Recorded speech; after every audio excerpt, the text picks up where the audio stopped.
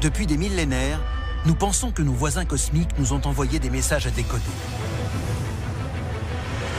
Des monuments mystiques aux énormes figures creusées à la surface de notre planète, nous nous sommes efforcés de comprendre ces signaux venus d'ailleurs. Mais à présent, pour la première fois de l'histoire, un message extraterrestre a pu être déchiffré. C'est une révélation extraordinaire. On a peut-être trouvé le Saint Graal.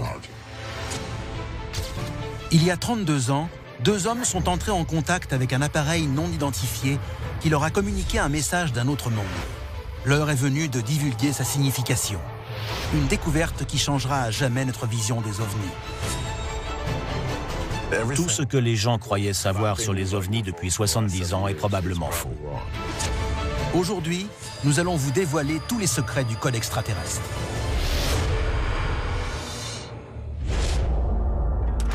La machine est en marche. Des dossiers restés confidentiels pendant des décennies et décrivant des manifestations extraterrestres ont été rendus publics. Nous allons révéler le contenu de ces documents et découvrir ce que le gouvernement américain voulait cacher. C'est à suivre dans Alien Files, l'émission qui perce à jour les plus grands secrets de la planète Terre.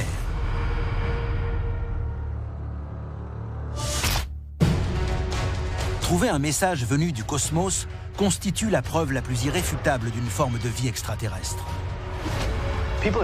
Des gens ont vu des ovnis et des extraterrestres. Mais communiquer avec un extraterrestre serait la clé pour enfin comprendre les secrets de la vie dans l'univers. Un incident en particulier se démarque de tous les autres quand il s'agit de prouver l'existence d'une telle communication. Nous sommes en 1980. En pleine guerre froide, le monde entier est sur la brèche. La possibilité d'une destruction nucléaire déclenchée par un conflit entre les États-Unis et l'URSS est une menace bien réelle. Ce mois de décembre 1980 est une période de très vive tension internationale. Ronald Reagan vient d'être élu président. Margaret Thatcher est au pouvoir au Royaume-Uni. La guerre froide risque à tout moment de dégénérer en conflit déclaré. En prévision d'une contre-attaque, des soldats américains tiennent garnison à la base de la Royal Air Force de Bentwaters, à l'orée de la forêt de Rendlesham, au Royaume-Uni. Vers 3 h du matin, dans la nuit du 26 décembre, les radars perdent la trace d'un objet non identifié dans les bois entourant la base militaire. Les soldats de garde remarquent quelque chose d'étrange dans le ciel. Ces hommes ont vu des lumières non identifiées dans la forêt depuis les portes de Bentwaters. Le radar indiquait qu'il pouvait s'agir d'un avion accidenté. Parmi les militaires présents, le soldat de première classe, John Burroughs, et le sergent Jim Penniston montent une patrouille et sont envoyés dans les bois pour enquêter. Et ce qu'ils trouvent une fois sur place n'est pas un avion accidenté.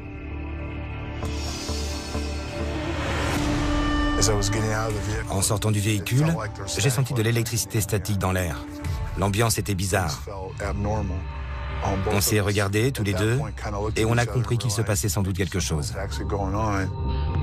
Au-dessus des arbres, les deux hommes distinguent la silhouette d'un engin triangulaire en train de se poser sur le sol de la forêt.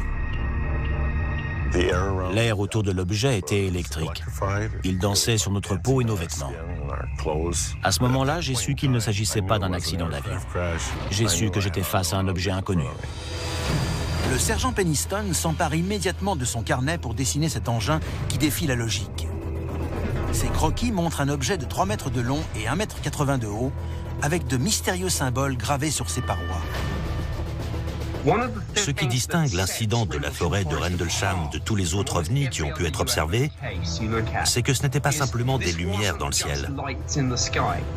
Là, l'objet s'est posé. John Burroughs et Jim Penniston l'ont approché de très près. Il s'est posé dans une petite clairière. Et Jim Penniston a même déclaré qu'il avait été en mesure de le toucher.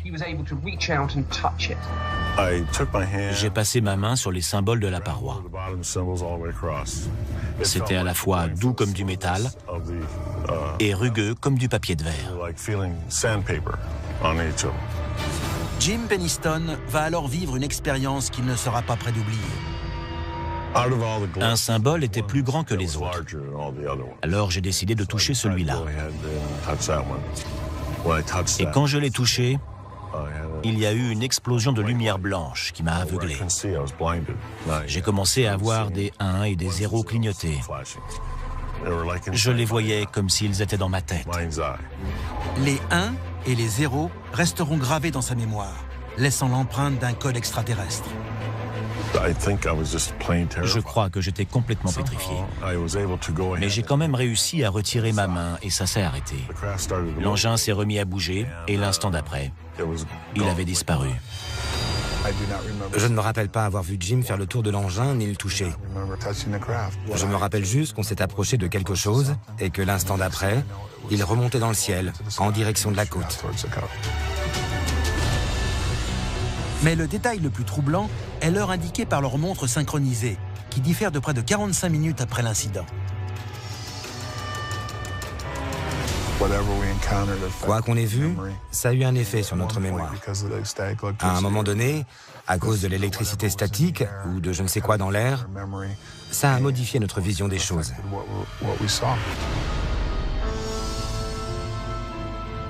Quand John Burroughs et Jim Penniston sont rentrés à la base, il s'est avéré qu'il s'était écoulé plus de temps qu'ils ne le pensaient. Et il y avait même un décalage entre leurs deux montres. Le temps ne s'était pas écoulé au même rythme pour l'un et l'autre. C'est un phénomène très étrange. Quand on parle avec John et Jim, mais aussi avec les personnes qui ont étudié cette affaire, on s'aperçoit que des théories assez extraordinaires ont été développées, notamment autour du voyage dans le temps.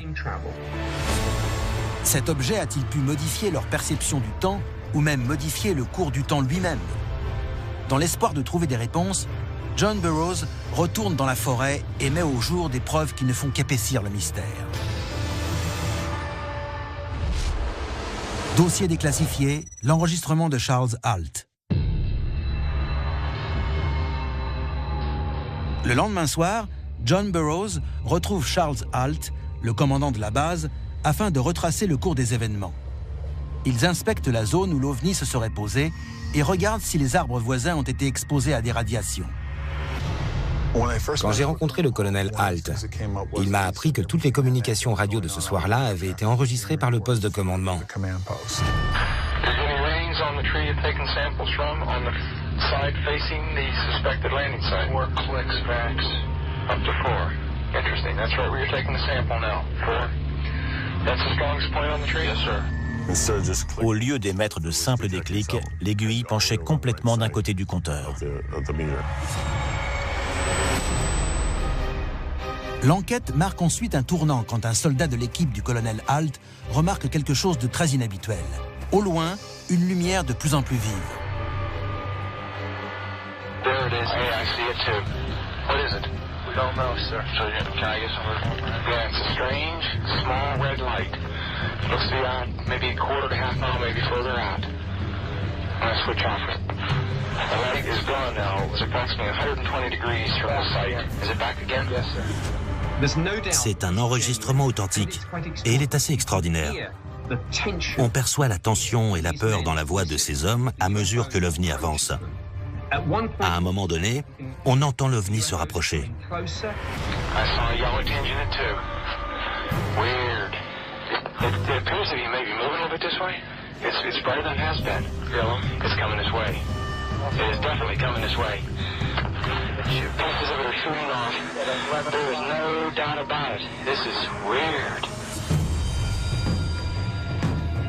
L'objet a produit une vive lumière blanche et est reparti en direction de la côte. Le colonel Halt en a parlé et a dit « Était-ce une communication? Un avertissement? Qu'est-ce que c'était ?» Le 13 janvier 1981, le colonel Halt rédige une note au ministère britannique de la Défense au sujet de l'incident. Il confirme que ce que Jim Penniston et John Burroughs ont vu la veille n'est pas le fruit de leur imagination, mais bien un phénomène réel, dont lui-même et son équipe ont également été témoins. Les deux principaux éléments de preuve de l'incident de Rendlesham sont la note de Charles Halt et l'enregistrement. Ce qu'on a appris des années plus tard, c'est qu'il existait une autre preuve encore plus cruciale. Le code reçu par Jim Penniston quand il a touché l'engin. Mais à l'époque, il a gardé ce code secret. Je n'arrivais pas à dormir. Je voyais encore les 1 et les 0 clignoter. J'ai ressorti mon carnet où j'avais dessiné les symboles et j'ai rempli 16 pages de 1 et de 0. Je me sentais beaucoup mieux après. Je n'avais pas envie d'en parler car ça paraissait fou. J'ai décidé de garder ça pour moi. En résumé, quand il a touché l'engin, il y a eu une décharge et on lui a transmis une information cruciale. Mais après, il a oublié. Peut-être qu'il n'a pas mesuré sa portée. Et ce n'est que 30 ans plus tard qu'il a compris qu'il détenait quelque chose de la plus haute importance. Le sergent de l'armée de l'air américaine à la retraite, Jim Penniston, a gardé un secret durant de longues années. 16 pages remplies de 0 et de 1. Une vision communiquée par un objet extraterrestre en 1980 dans la forêt de Rendlesham. Pendant 30 ans, ces pages sont restées dans un tiroir, jusqu'à ce qu'il revoie par hasard son collègue de l'armée, John Burroughs, en 2010.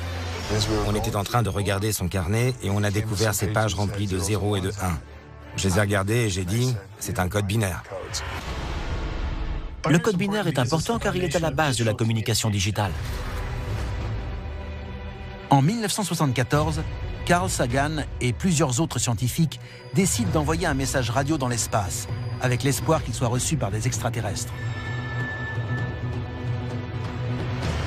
À l'époque, le message d'Arecibo envoyé dans le ciel était le plus puissant qu'on ait jamais émis. Le message est envoyé sous forme d'un code digital composé de longues séries de 0 et de 1, un type de communication appelé code binaire. Pour comprendre le code binaire, on peut le comparer au Morse. Le Morse est composé de points et de traits. Le code binaire est composé de 1 et de 0. Et en associant 8 1 ou 8 0, on obtient un octet de données. Quand on a décidé d'envoyer un message dans le ciel, dans l'espoir d'entrer en communication avec une civilisation extraterrestre, les scientifiques ont opté pour le code binaire, car c'est un langage universel que n'importe quelle race intelligente dans l'univers est capable de comprendre. Le code binaire est le plus facile à déchiffrer. Donc le message d'Arecibo nous a permis de fournir des détails sur notre position dans l'univers, la nature de notre ADN et quelques autres informations sur notre identité en tant qu'humain. Si Jim Penniston a effectivement reçu une communication extraterrestre, et si nous sommes en mesure de la décoder, je pense que ce message pourrait potentiellement changer l'humanité. Dossier déclassifié, le code extraterrestre. En 2012, on m'a remis 6 pages du carnet de Jim Penniston. Elles contenaient un code binaire et on m'a demandé de voir s'il contenait un message. La mission de Nick Siskey consiste à étudier les 6 premières pages du code de Jim Penniston et à déterminer si elles ont une quelconque signification. Je n'étais pas convaincu de trouver quoi que ce soit dans ces pages. Mais j'ai commencé à entrer ces 1 et ces 0 dans mon ordinateur, à les passer dans mon traducteur, et j'ai été surpris de trouver un court message qui dit « Exploration de l'humanité », suivi de ce qui semble être des coordonnées géographiques. Puis, « Continue pour progrès planétaire ». Quand j'ai découvert le message, j'ai eu un frisson dans le dos. Sincèrement, je ne pensais pas trouver quoi que ce soit dans ce code. Et j'étais face à ce qui semblait être un message en provenance d'extraterrestres. Ils avaient peut-être essayé de communiquer avec nous. Exploration de l'humanité pour progrès planétaire. Ce message est peut-être une instruction ou bien un avertissement. Et les chiffres qui apparaissent à l'intérieur du code sont encore plus intrigants. Ces chiffres correspondent à des coordonnées nord et ouest et indiquent un lieu sur la planète Terre. Une fois reportées sur une carte, ces coordonnées désignent un endroit surprenant au large des côtes irlandaises. Une île autrefois connue sous le nom d'île de Brazil. L'île de Brazil a parfois été surnommée l'Atlantide celtique. C'est une sorte d'île perdue, une contrée mythique dont certains pensent qu'elle a accueilli une civilisation avancée. Selon la légende, ceux qui ont vu l'île de Brazil ont parlé d'une civilisation riche et évoluée, dont l'architecture était composée de tours dorées et de dômes majestueux. Puis, à la fin du 19e siècle, l'île a soudainement disparu. Mais en poursuivant les analyses dans les autres pages du carnet de Jim Penniston, des coordonnées d'autres lieux à travers le globe ont été mises au jour. Le code binaire indiquait des coordonnées aux 4 coins du monde. Dans le sud-ouest des États-Unis, à Sedona, en Amérique centrale, en Amérique du Sud, en Grèce, en Égypte et un lieu en Chine. Beaucoup pensent que ces lieux correspondent au berceau de civilisations extraterrestres sur la planète Terre. Mais la portée de ce message est peut-être encore plus grande. De nombreuses personnes estiment que ce code binaire est la clé qui permet d'éclaircir le mystère de la forêt de Rendlesham, mais aussi de l'ensemble des manifestations extraterrestres. Mais pour saisir tout le sens de ce message, il faut pouvoir répondre à une question cruciale restée en suspens. Qui l'a envoyé à l'humanité? Contre toute attente, Jim Penniston, le témoin direct de l'incident de Rendlesham, pense détenir la réponse.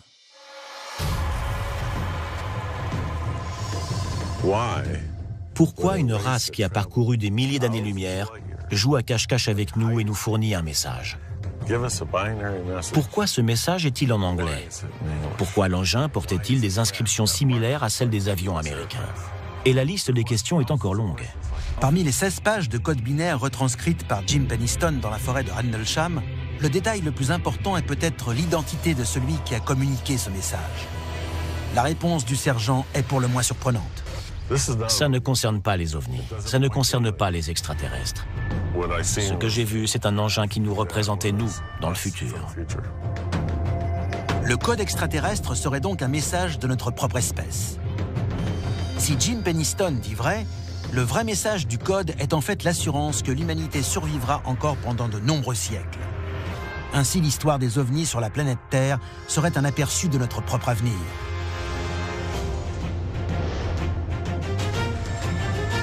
C'était Alien Files, l'émission qui perce les plus grands secrets de la planète Terre.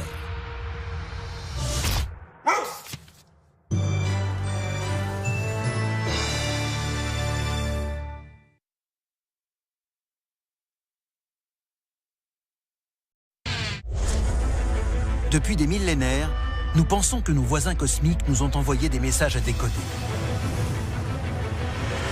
Des monuments mystiques aux énormes figures creusées à la surface de notre planète, nous nous sommes efforcés de comprendre ces signaux venus d'ailleurs. Mais à présent, pour la première fois de l'histoire, un message extraterrestre a pu être déchiffré. C'est une révélation extraordinaire. On a peut-être trouvé le Saint Graal. Il y a 32 ans, 2 hommes sont entrés en contact avec un appareil non identifié qui leur a communiqué un message d'un autre monde. L'heure est venue de divulguer sa signification. Une découverte qui changera à jamais notre vision des ovnis. Tout ce que les gens croyaient savoir sur les ovnis depuis 70 ans est probablement faux. Aujourd'hui, nous allons vous dévoiler tous les secrets du code extraterrestre.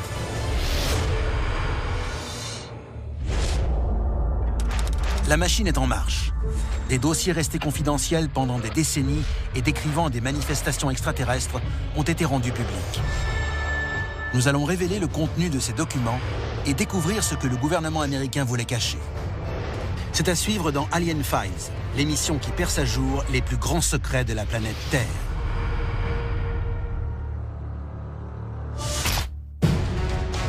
Trouver un message venu du cosmos constitue la preuve la plus irréfutable d'une forme de vie extraterrestre. Des gens ont vu des ovnis et des extraterrestres. Mais communiquer avec un extraterrestre serait la clé pour enfin comprendre les secrets de la vie dans l'univers. Un incident en particulier se démarque de tous les autres quand il s'agit de prouver l'existence d'une telle communication. Nous sommes en 1980. En pleine guerre froide, le monde entier est sur la brèche. La possibilité d'une destruction nucléaire déclenchée par un conflit entre les États-Unis et l'URSS est une menace bien réelle. Ce mois de décembre 1980 est une période de très vive tension internationale. Ronald Reagan vient d'être élu président. Margaret Thatcher est au pouvoir au Royaume-Uni. La guerre froide risque à tout moment de dégénérer en conflit déclaré. En prévision d'une contre-attaque, des soldats américains tiennent garnison à la base de la Royal Air Force de Bentwaters, à l'orée de la forêt de Rendlesham, au Royaume-Uni. Vers 3 heures du matin, dans la nuit du 26 décembre, les radars perdent la trace d'un objet non identifié dans les bois entourant la base militaire. Les soldats de garde remarquent quelque chose d'étrange dans le ciel. Ces hommes ont vu des lumières non identifiées dans la forêt depuis les portes de Bentwaters. Le radar indiquait qu'il pouvait s'agir d'un avion accidenté. Parmi les militaires présents, le soldat de première classe, John Burroughs, et le sergent Jim Penniston montent une patrouille et sont envoyés dans les bois pour enquêter. Et ce qu'ils trouvent une fois sur place n'est pas un avion accidenté.